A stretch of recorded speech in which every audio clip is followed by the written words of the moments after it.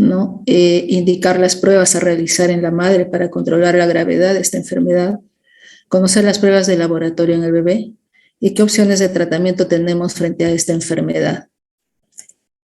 ¿No? Si nos acordamos un poco, enfermedad hemolítica del recién nacido también se llama, y acuérdense por favor de estos nombres, incompatibilidad materno-fetal, isoinmunización materno-fetal, y las formas más graves, diremos, que incluso pueden llevar a la muerte del bebé o que llevan a la muerte del bebé, son las eritroblastosis fetales. Sabemos, y esto lo saben ustedes por hematología, ¿no?, que existen principalmente dos tipos de proteínas que nos van a determinar el tipo de sangre. La AB, no, la A y la B, perdón, cuya presencia o ausencia va a dar lugar a 4 grupos sanguíneos, la A, la B, la AB y la O. El factor RH es una proteína que se encuentra en la superficie de los eritrocitos, y este factor puede ser positivo o negativo. No tenemos otros también, como es dentro de los factores, el Lewis, el Duffy, el Kell, el Kidd, etc. Entonces, esta enfermedad hemolítica del recién nacido principalmente se clasifican en dos, agregándole la última, diríamos, que de repente son las menos comunes, que están en otras, ¿no? Es la incompatibilidad ABO o isoinmunización ABO, las RH, principalmente las anti-D, que pueden ser solas o pueden estar acompañadas por otros anticuerpos, llámense anti-C, anti-E, etc. Y en el otro grupo llevamos a los anticuerpos inmunes, ¿no?, que son los más inesperados, diremos, y que no sean pues el anti-D, anti-K, anti-F, etc. Entonces, podemos decir de que la incompatibilidad BO es la más frecuente. Se presenta en el 66% de los bebés, mientras que en la de factor no es tan frecuente, es debida, dijimos, al antígeno D, no se puede presentar hasta en un 33%. Los otros, hasta un 2%. Los anticuerpos con mayor frecuencia que se encuentran en este tipo de problemas son el sistema BO y el RH, ¿no? Y dentro del RH, el del antígeno D suele ser la más severa y es 50 veces más inmunogénica. Entonces, para eso recordemos un poquito qué es una isoinmunización, ¿no? Una isoinmunización es el paso de eritrocitos fetales a la madre con antígenos heredados del padre, que no posee la madre. Entonces, ¿qué va a hacer la madre frente a algo que lo encuentre extraño en su organismo? Va a producir anticuerpos contra estos eritrocitos fetales heredados por el padre, ¿no? O sea, contra estos antígenos. Entonces, ¿qué se va a producir, no? Una hemorragia feto-materna, ¿no?, donde va a haber anticuerpos maternos formados contra antígenos derivados del padre durante un embarazo posterior. ¿Qué quiere decir esto? Que en el primer embarazo no vamos a encontrar este tipo de problemas, principalmente en las isoinmunizaciones de factor, como vamos a verlo posteriormente. Estos anticuerpos maternos se van a unir a los glóbulos rojos fetales. ¿Y qué va a producir en el feto? Hemólisis de glóbulos rojos, ¿no? Este es el principal problema que produce esto. Tal es así que podemos tener este tipo de bebés totalmente ictéricos, en anasarca, ¿no? Es la famosa eritroblastosis fetal, que es la complicación más grave, diremos, de la enfermedad hemolítica del recién nacido. Entonces vamos a tener diferentes grados de severidad de esta enfermedad, ¿no?, lo cual dependerá del grado de incompatibilidad que hay en el bebé y del factor responsable. La severidad no va a ser la misma, por decir, en las incompatibilidades de grupo que en las de factor. En las de factor decimos que al principal que le achacamos el problema es al antígeno D, ¿no?, que es la causa más común de isoinmunización, ¿no?, de incompatibilidad materno-fetal más severa y con gran poder antigénico. Pero también sabemos que hay más de 43 antígenos potenciales que pueden producir esta enfermedad hemolítica, ¿no? Que pueden tener también importancia clínica, como es el Kell, el Duffy, el Kidd, ¿no? Y el sistema Lewis, que es también que produce también una incompatibilidad muy frecuente, pero sin gran cosa o sin significativa manifestación clínica, diremos, ya que los IgMs del Lewis no atraviesan la placenta. Y en el ABO, que es la más frecuente, dijimos, Necesariamente la madre tiene que ser del grupo O para crear anticuerpos anti-A o anti-B, ¿no? Los famosos anticuerpos naturales. Es una enfermedad más benigna que puede producir anemias leves, ¿no? Y que tiene poca especificidad antigénica BO. Entonces, miren la evolución de la importancia y la gravedad clínica de esta enfermedad. En los años 40, estamos hablando de 1940, ya se hablaba de este problema, y en esas épocas tenía una mortalidad de hasta el 10%, ¿no? En el 1969, miren, la mortalidad era de 46 por 100.000 nacimientos, bastante alto. En el 90 bajamos a 1.6 por 100.000 nacimientos. ¿Por qué? Porque aproximadamente en 1968 crean, ¿no?, la gamma globulina anti-D, que es la que nos ayudó a disminuir tanto esta tasa de mortalidad. En el 97, ¿no?, hay un consenso en las conferencias de Edimburgo, donde aplican las bases de la profilaxis pre- y postnatal. Pero como ustedes ven, hasta hoy en día sigue existiendo esta enfermedad. ¿Y por qué seguirá existiendo esta enfermedad hemolítica del recién nacido? De repente, la pregunta sería, ¿estamos dando una dosis adecuada de gamma globulina anti-D a las gestantes?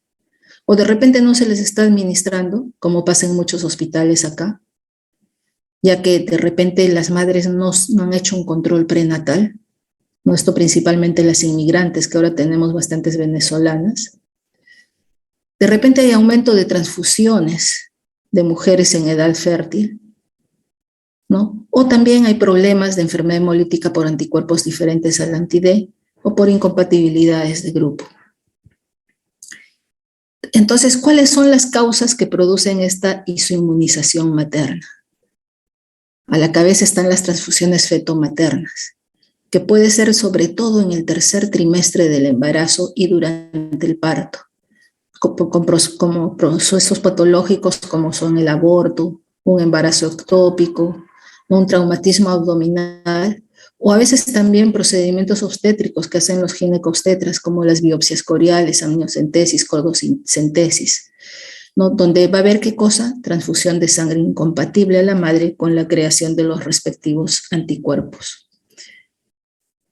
Entonces, la incompatibilidad de factor se va a presentar cuando la madre es RH negativa y el padre es RH positivo, y van a concebir un feto RH positivo. Condición que se desarrolla cuando existe una diferencia en el tipo de sangre de la mujer embarazada y el del feto, entonces. Entonces, ¿qué pasa? El feto hereda un antígeno del padre no presente en la madre y hace que la madre cree más anticuerpos frente a ese antígeno.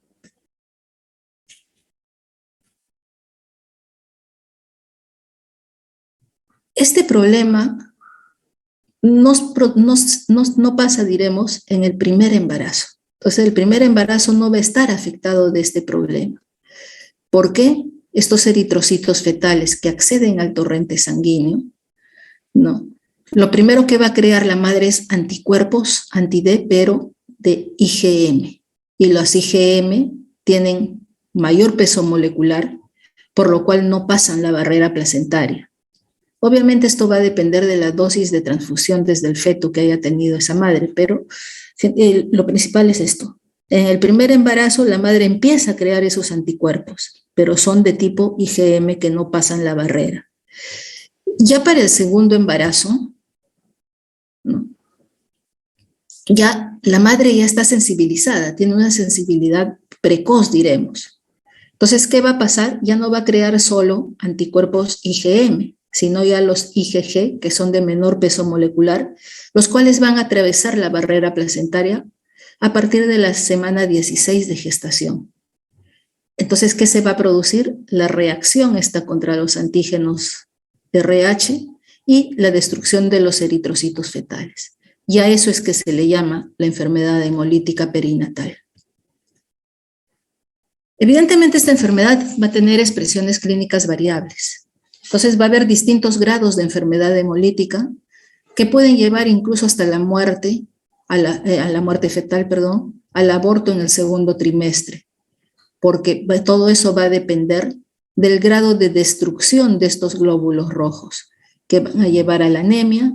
Por un lado, esta destrucción va a llevar a mayor producción de ictericia, como hablábamos el miércoles, ¿no? Mayor producción de bilirrubina después del parto, ¿no? Ictericias severas con hepatomegalia que pueden llevar hasta la forma crónica, que es el kernícterus. Y por otro lado, por destrucción masiva de estos hematíes fetales, se produce la anemia grave con hidrops fetal, ¿no? Donde el bebé puede tener insuficiencias cardíacas, edema corporal, colapso circulatorio, etc. Entonces, hay diferentes formas de afectación fetal, desde anemias e ictericias leves, moderadas o severas.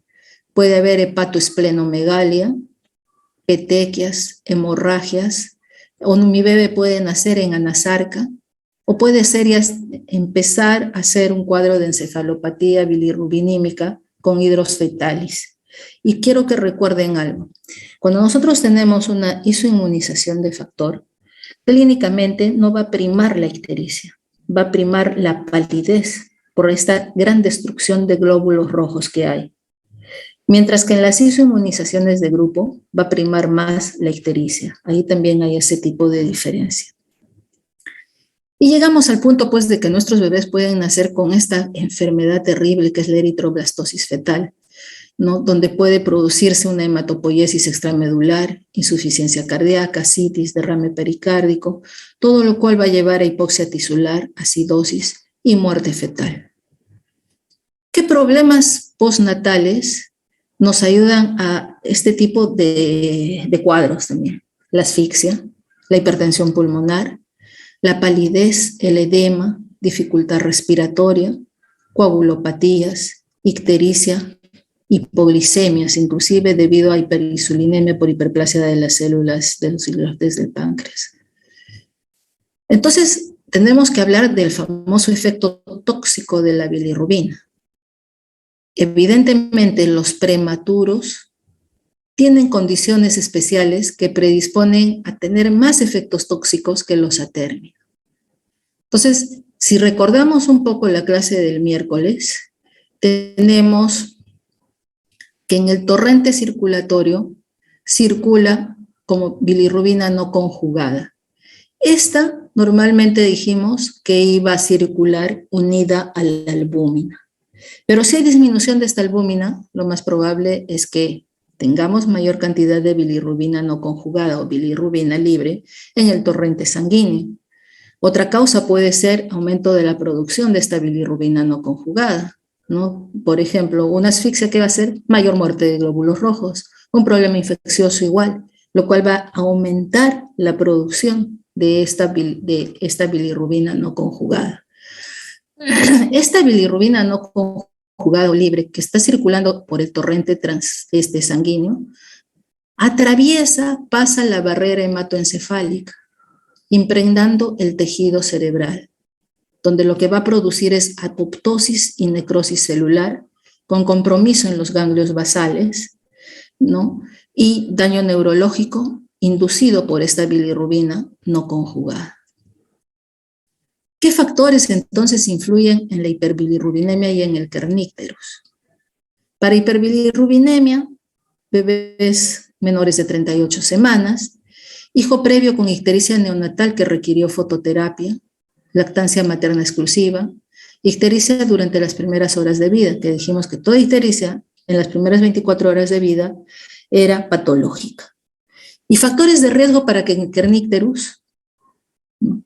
Valores de bilirrubina sérica mayores de 20 miligramos, ¿no? En atérminos, aumento de la bilirrubina sérica mayor a 0.5 miligramos por decilitro por hora, y clínica sugerente de encefalopatía bilirrubina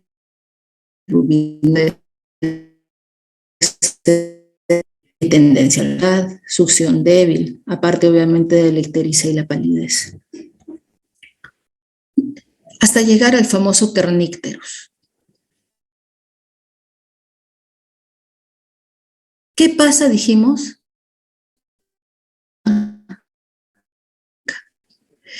Y las estructuras afectadas se observan, a la biopsia diremos, de un color amarillo brillante.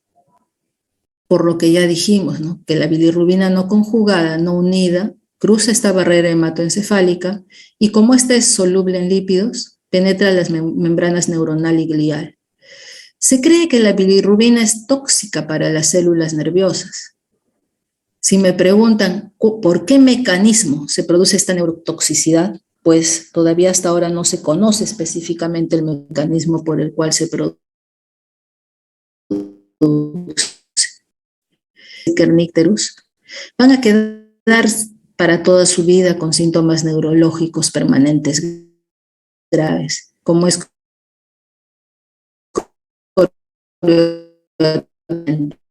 decir, un niño imposibilitado de hacer una vida normal. ¿Cómo llegamos al diagnóstico? Durante el control prenatal se debe pedir el grupo sanguíneo, ¿no?, de la madre y del padre, y si tiene hijos previos también pedir debido es. Y si es así, también pedir titulación de anticuerpos, es decir, un test de Coombs indirecto, y realizar una historia clínica minuciosa donde indica si se produjeron transfusiones de sangre, si hubo abortos, embarazos ectópicos, embarazos previos, etc. Y también en la historia averiguar si en los embarazos previos sus bebés hicieron ictericia, recibieron fototerapia, cómo fue la evolución de sus bebés anteriores, o si de repente tuvieron óbitos o bebés que nacieron con hidrops, no por transfusión intraútero. ¿Cómo se diagnostica esta enfermedad? Primero, habrá que identificar entonces la isoinmunización materna. ¿Cómo?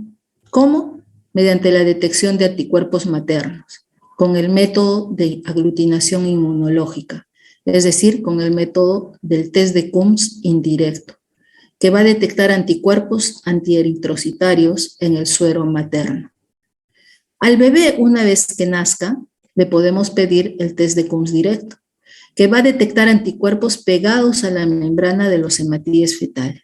Entonces a la madre, acuérdense, el indirecto, y al bebé el Coombs directo. ¿Qué vamos a encontrar en los análisis de laboratorio en el bebé?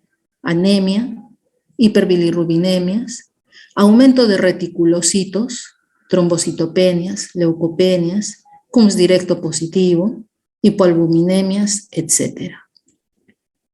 Entonces, ¿cuál va a ser el tratamiento en estos casos?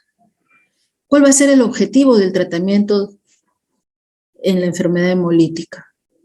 Va a ser primero disminuir el título de anticuerpos maternos. Entonces habrá que administrar a la madre la inmunoglobulina. Mejorar la anemia fetal. Evitar complicaciones como el hidrops y alcanzar la madurez fetal para inducir el parto. Entonces, a la madre habrá que tratarla. ¿Para qué? Para que haya una disminución de anticuerpos maternos. ¿Con qué? Con inmunoglobulinas endovenosas. Y también se podría realizar una plasmaféresis. Transfusiones intrauterinas, que es el tratamiento de elección para anemia fetal grave, que se realiza mediante cordocentesis y se hace transfusión de sangre fresca o RH negativo. Y a la madre aplicándole la gamma globulina anti-D, el famoso Resuman o Rogan. La dosis que se le debe aplicar es de 150 a 300 microgramos vía intramuscular para neutralizar, se dice, entre 25 a 30 ml de sangre o 15 ml de glóbulos rojos. Esto evidentemente es un procedimiento invasivo y sabemos que la inmunoglobulina anti-D es una solución inyectable que contiene anticuerpos específicos contra el antígeno D del tipo inmunoglobulina G. Entonces estaríamos yendo directo a lo que causa más el problema. ¿Se puede hacer la profilaxis? Evidentemente es lo ideal hacer. Administrar la inmunoglobulina anti-D humana en gestantes RH negativas no sensibilizadas. ¿En qué situaciones? Dentro de las 72 horas siguientes al parto de un feto RH positivo, o sea, primera gestación, administrar su gamma globulina máximo a las 72 horas de haberse producido el parto. o de haber tenido un aborto, ya sea espontáneo o inducido, embarazo ectópico o haya habido metrorragias. Administrar también gamaglobulina anti-D a las 28 semanas de gestación si el padre es RH positivo. Y durante la primera mitad del embarazo en mujeres previamente sensibilizadas o con factores de riesgo.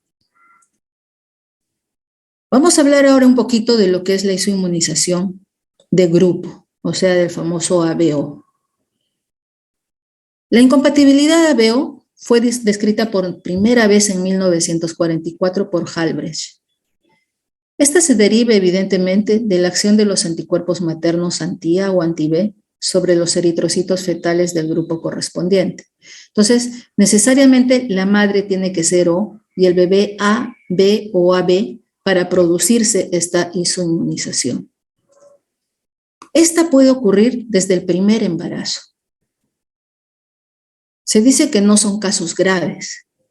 Se produce neutralización de los anticuerpos por sustancias A y B en los tejidos fetales y el anticuerpo implicado es una inmunoglobulina G2. Entonces, los antígenos se postula que los antígenos fetales tendrían una estructura menos ramificada y no serían reconocidos por los anticuerpos maternos. Dijimos que era menos grave que la RH, pero cursaba más con ictericia que con anemia, que con palidez, diremos. No podríamos encontrar una hepatoesplenomegalia discreta. En el 50% de estos bebés vamos a tener un test de Coombs directo negativo, ¿no? Y en la madre podríamos encontrar aglutininas anti-A o anti-B. Raramente estos pacientes van a necesitar de exsanguíneo transfusión.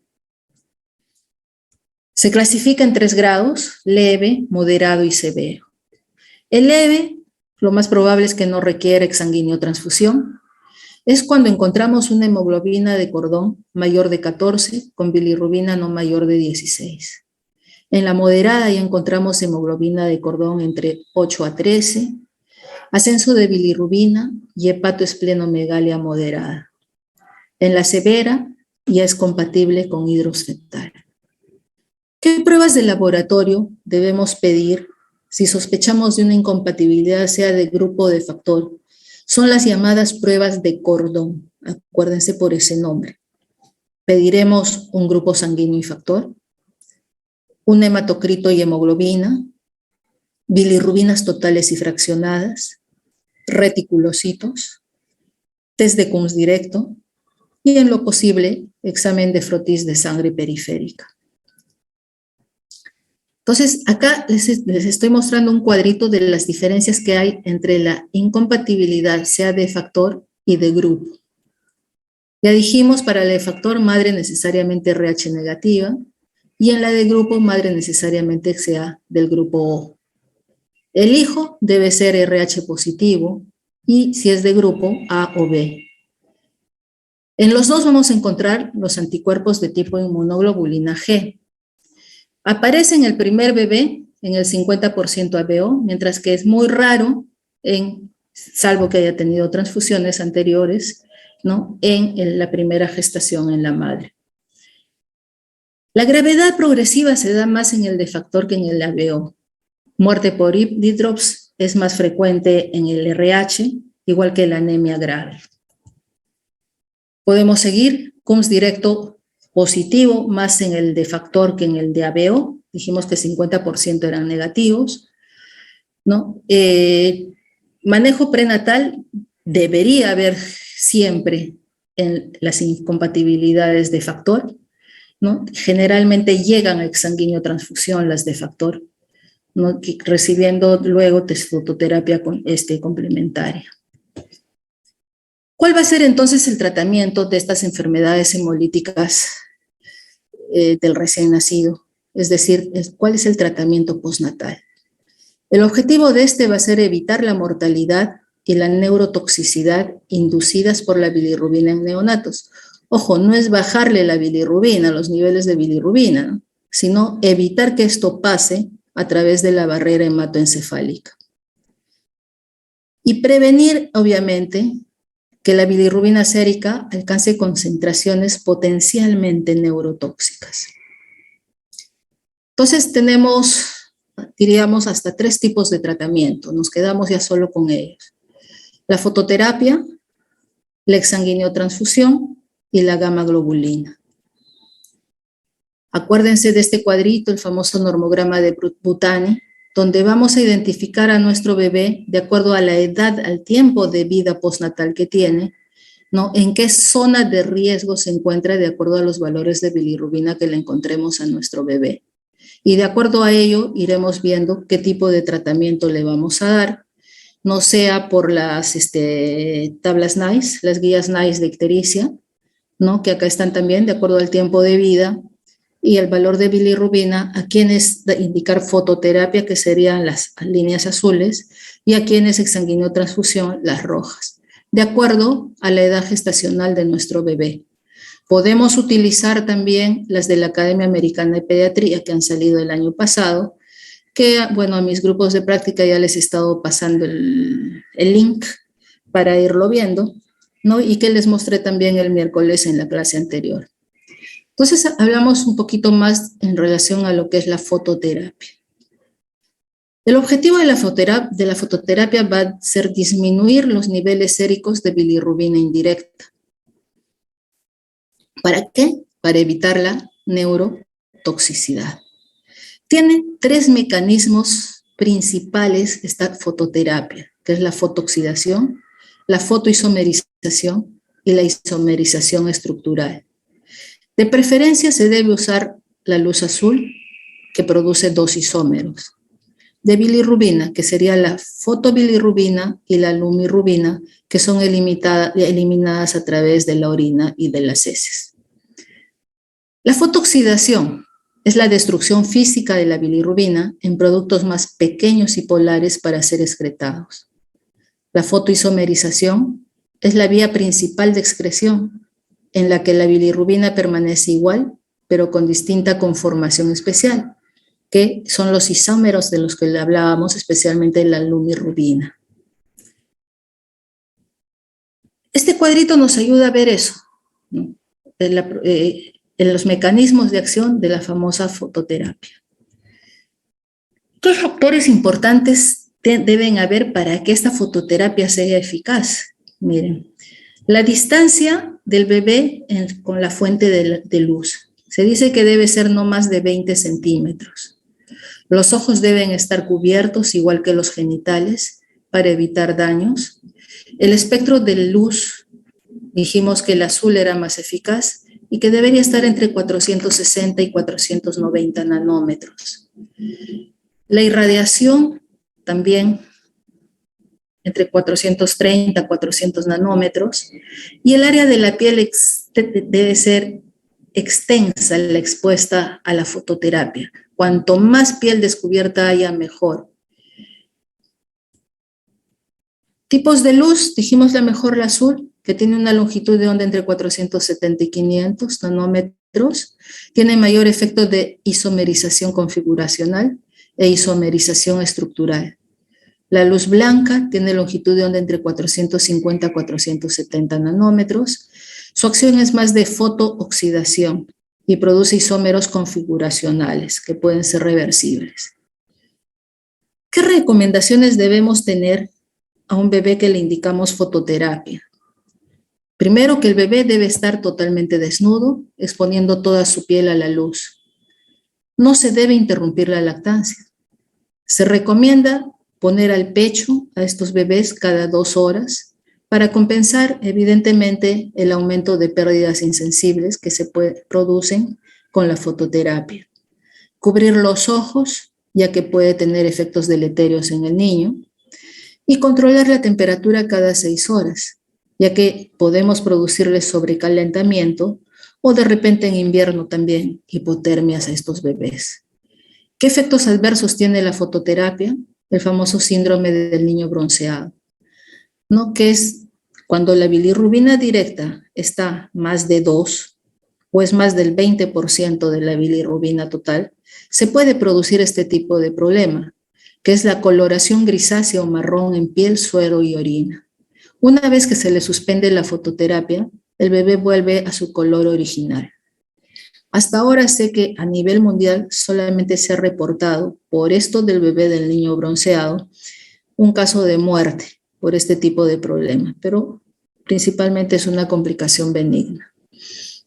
Erupciones pueden presentarse también, que pueden ser purpúreas y con ampollas, ¿no? Quemaduras, diarrea, aumenta el tránsito intestinal, la fototerapia por esta famosa lumirubina, y si hay diarreas podría haber deshidratación, además del aumento de las pérdidas insensibles.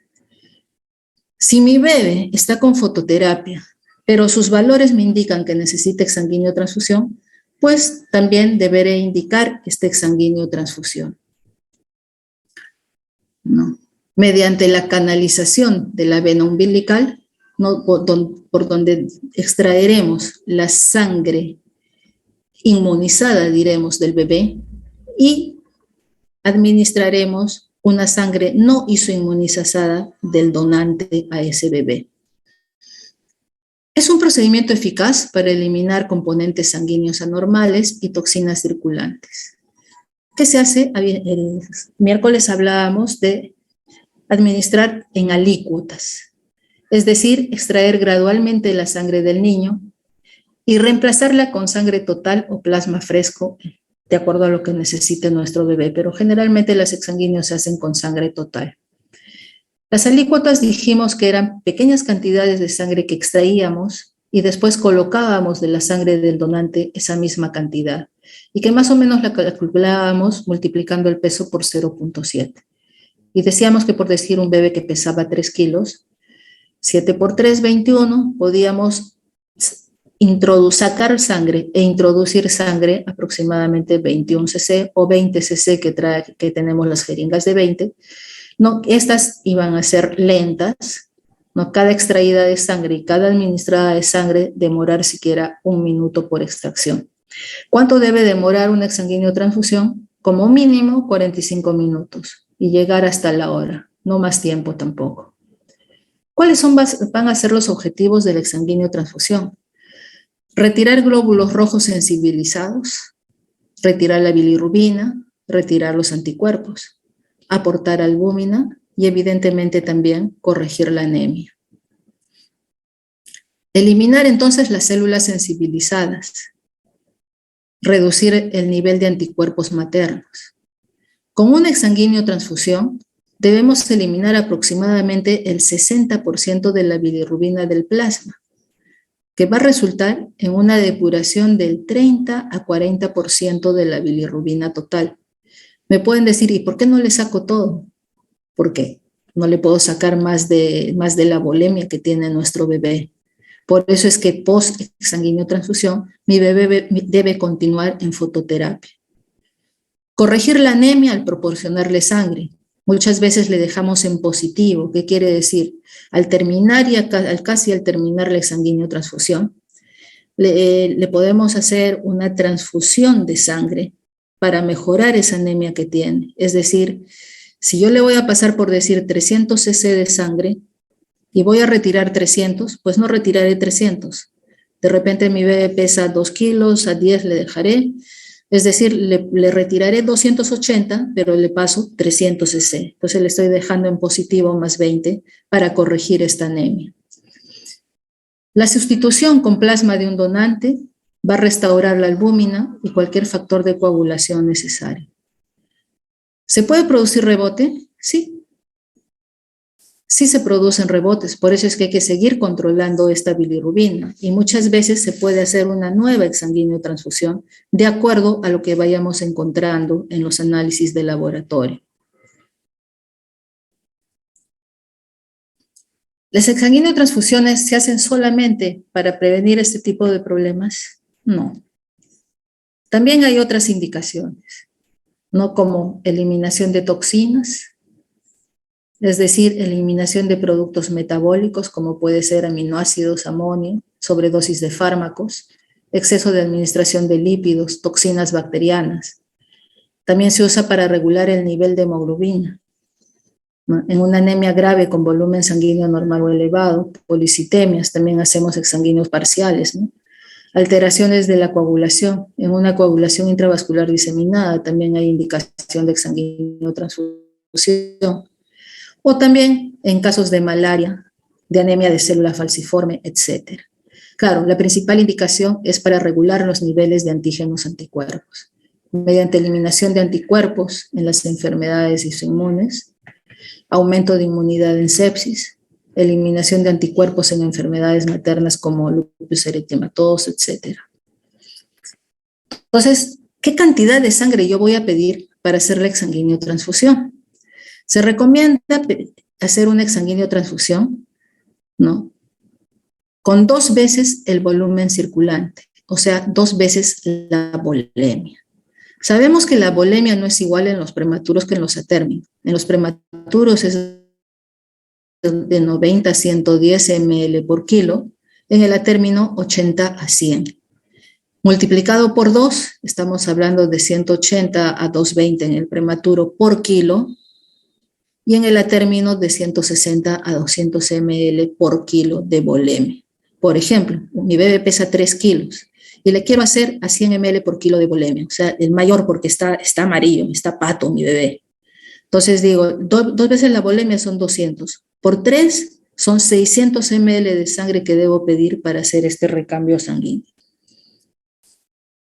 ¿Qué tipo de sangre voy a pedir yo para hacer este recambio sanguíneo?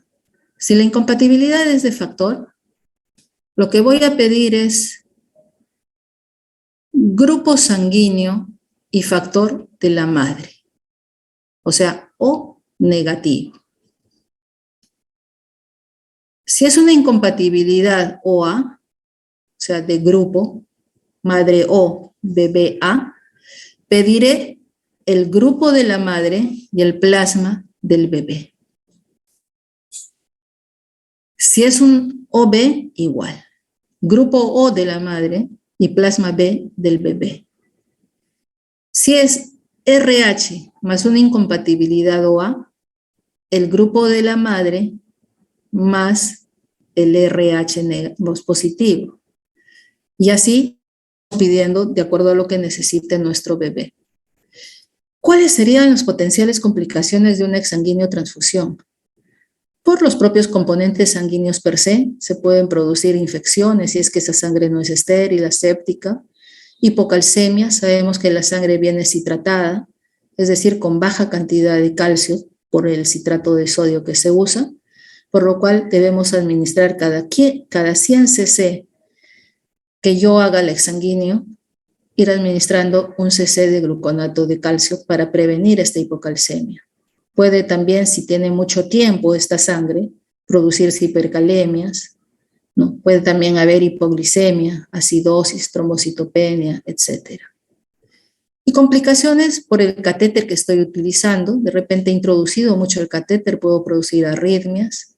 Si no lo hago en condiciones asépticas, sepsis, onfalitis, ¿no? Trombosis arteriales venosas, perforación de vasos, isquemias y necrosis periféricas, hipertensión renovascular, etc.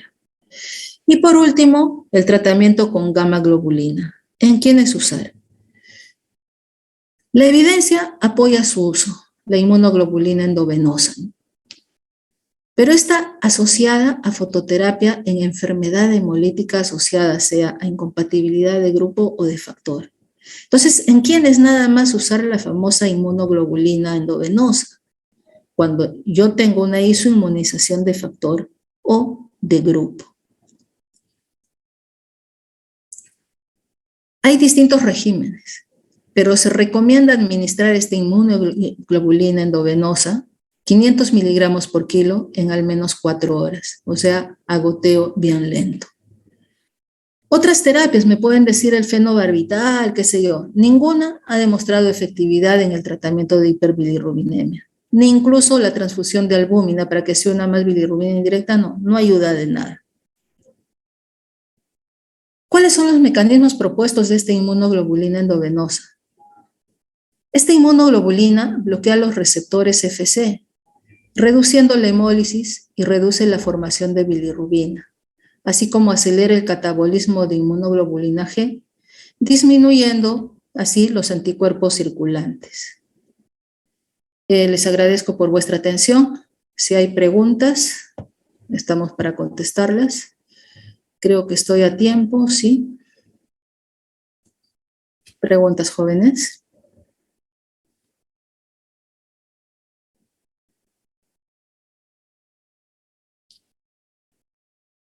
¿No hay preguntas? No, doctora, todo claro. Gracias por eso. Pero es el grupo menos preguntón que tengo, ¿eh? Muy bien, entonces nos estamos viendo el jueves, es el examen, ¿no? Sí, doctora. Doctora, Jueves.